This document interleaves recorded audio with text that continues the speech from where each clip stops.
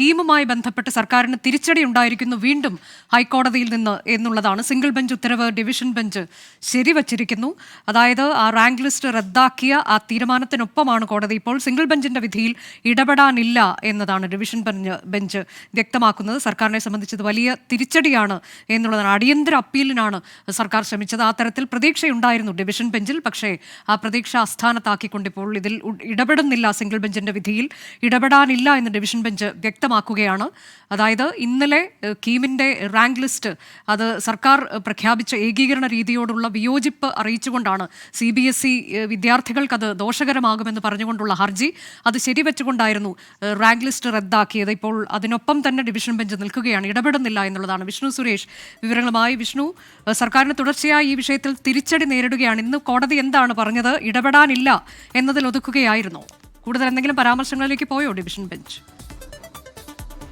അനുജ, വിശദമായ വാദമാണ് സർക്കാരിന്റെ അപ്പീൽ മേൽ നടന്നത്. CBSE അഭിഭാഷകനും അതോടൊപ്പം സ്റ്റേറ്റ് സിലബസിൽ നിന്നും അതോടൊപ്പം സർക്കാരിന്റെ അഭിഭാഷകനും എല്ലാവരും ചേർന്ന് ഏകദേശം ഒരു 3 മണിക്കൂറോളം ഈ വിഷയവുമായി ബന്ധപ്പെട്ട് വാദം നടന്നു. ഏറ്റവും ഒടുവിൽ ഈ നേരത്തെ സിംഗിൾ ബെഞ്ച് പറഞ്ഞ വിധിയിൽ അതിൽ ഇടപെടാനില്ല എന്ന ഡിവിഷൻ ബെഞ്ച് വ്യക്തമാക്കുകയായിരുന്നു. അങ്ങനെയാണ് സർക്കാർ നൽകിയ അപ്പീൽ തള്ളിയിരിക്കുന്നത്. സർക്കാരിനെ സംബന്ധിച്ചിടത്തോളം തുടർച്ചയായ തിരിച്ചടി. ഇന്നലെയാണ് ഈ സിംഗിൾ ബെഞ്ച് ഇത്തരത്തിൽ കിം ഫലം പ്രസിദ്ധീകരിച്ച ആ ലിസ്റ്റ് പൂർണ്ണമായി റദ്ദു ചെയ്യണമെന്ന് ആവശ്യപ്പെട്ടത്.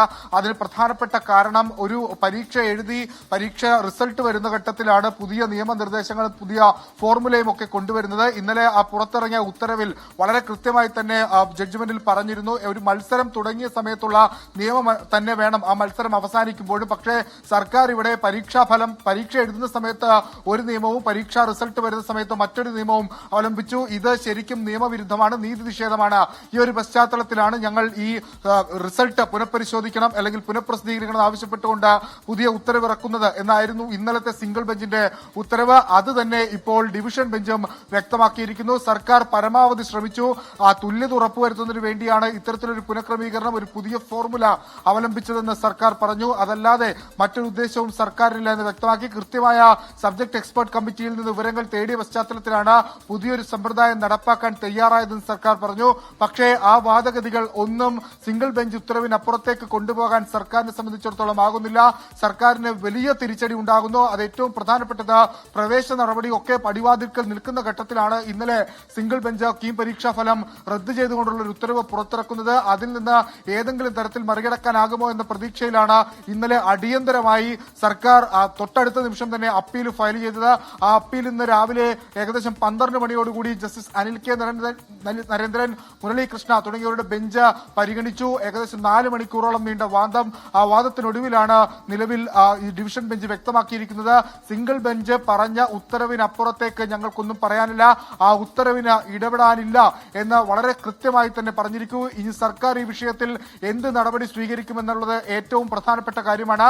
സിംഗിൾ ബെഞ്ച് പറഞ്ഞൊരു പ്രധാനപ്പെട്ട കാര്യം 19/2/2025 പ്രോസ്പെക്ടസ് പ്രകാരമുള്ള റിസൾട്ട് പബ്ലിഷ് ചെയ്യണം. അതായത് സർക്കാർ പ്രസിദ്ധീകരിച്ച റിസൾട്ട് പുനഃപ്രസിദ്ധീകരിക്കേണ്ടി വരും. അപ്പോൾ ഈ ആ റാങ്ക് ലിസ്റ്റിൽ ഉണ്ടായ വിദ്യാർത്ഥികളുടെയൊക്കെ ഭാവി അടക്കം അനിശ്ചിതത്വത്തിലാവുന്ന ഒരു സാഹചര്യം നിലവിലുണ്ട്. സർക്കാർ ഈ വിഷയത്തെ എങ്ങനെ മറികടക്കും, ഉന്നത വിദ്യാഭ്യാസ വകുപ്പ് ഈ വിഷയത്തിൽ എന്ത് നടപടി സ്വീകരിക്കും എന്നുള്ളത് ഏറ്റവും പ്രധാനപ്പെട്ട കാര്യമാണ്. പ്രത്യേകിച്ച് അടുത്ത മാസം ഈ പ്രവേശന നടപടിയൊക്കെ നിലനിൽക്കുമ്പോൾ ഈ പരീക്ഷ എഴുതിയ വിദ്യാർത്ഥികൾ, റാങ്ക് നേടിയ വിദ്യാർത്ഥികളുടെയൊക്കെ മാർക്ക് ലിസ്റ്റ് ഇനി എങ്ങനെയായിരിക്കും വരിക, അവരുടെ റാങ്ക് ലിസ്റ്റ് ഇനി എങ്ങനെയായിരിക്കും വരിക എന്നുള്ളത് ഒരു വലിയ ചോദ്യമായി നിൽക്കുന്നു. ഇതിന്റെ ഒരു പശ്ചാത്തലം 2011 മുതൽ 2011 വരെ 1:1:1 എന്ന ഒരു പുതിയ എന്നൊരു ഫോർമുലയാണ് ഈ എൻട്രൻസ് എക്സാമുമായി ബന്ധപ്പെട്ട് കീം ഫലവുമായി ബന്ധപ്പെട്ട് നമ്മൾ സ്വീകരിച്ചിരുന്നത്. അതിന്റെ അടിസ്ഥാനത്തിലായിരുന്നു റിസൾട്ടൊക്കെ പുറത്തു വന്നിരുന്നത്. എന്നാൽ ഏറ്റവും ഒടുവിൽ 5:3:2 എന്നൊരു മാതൃക സ്വീകരിച്ചു. അതിൽ അതൃപ്തി പ്രകടിപ്പിച്ച അല്ലെങ്കിൽ അതിൽ തങ്ങളോടുള്ള വിവേചനമാണെന്ന് ചൂണ്ടിക്കാട്ടി CBSE വിദ്യാർത്ഥികളാണ് ഹൈക്കോടതിയെ സമീപിച്ചത്. അതിൽ സ്റ്റേറ്റ് സിലബസിലുള്ള ആളുകൾക്ക് ഏകപക്ഷീയമായ അവർക്ക് എൻട്രൻസ് എക്സാമിൽ എഞ്ചിനീയറിംഗ് എൻട്രൻസ് എക്സാമിൽ ഏകപക്ഷീയമായ ഒരു മേൽക്കൈ നൽകുന്നു എന്ന് ചൂണ്ടിക്കാട്ടിയാണ് CBSE വിദ്യാർത്ഥികൾ ഹൈക്കോടതിയെ സമീപിച്ചത്. ആ ഘട്ടത്തിലാണ് ഹൈക്കോടതി വിശദമായ വാദത്തിന് പോയി. പിന്നീട് ഹൈക്കോടതി തന്നെ ഇന്നലെ സിംഗിൾ ബെഞ്ച് കൃത്യമായി CBSE വിദ്യാർത്ഥികൾ പറഞ്ഞ കാര്യത്തിൽ ചില വസ്തുതകളുണ്ട് എന്ന് ബോധ്യപ്പെട്ടതിന്റെ അടിസ്ഥാനത്തിൽ ഈ വെയിറ്റേജ് നിയമപരമല്ല എന്ന് ചൂണ്ടിക്കാട്ടി ഈ ലിസ്റ്റ് ഇന്ന് കീം പരീക്ഷയുമായി ബന്ധപ്പെട്ട് 2025 ജൂലൈ മാസത്തിൽ പ്രസിദ്ധീകരിച്ച, ജൂലൈ 4 പ്രസിദ്ധീകരിച്ച ആ റിസൾട്ട് റദ്ദ് ചെയ്യണമെന്ന് ആവശ്യപ്പെട്ടത്. അതിന്മേലാണ് സർക്കാർ ചോദ്യം ചെയ്ത ഹൈക്കോടതിയെ അപ്പീൽ സമർപ്പിച്ചത്. ഇതാ ഇപ്പോൾ ആ അപ്പീലും തള്ളിയിരിക്കുന്നു. സംസ്ഥാന സർക്കാർ കടുത്ത പ്രതിരോധത്തിൽ. അതാണ് സംസ്ഥാന സർക്കാരിനെ സംബന്ധിച്ച് ഇത് വലിയ തിരിച്ചടിയാണ്. ഡിവിഷൻ ബെഞ്ചിൽ നിന്നുകൂടി തിരിച്ചടിയേറ്റിരിക്കുന്നു കീമിൽ എന്നുള്ളതാണ്.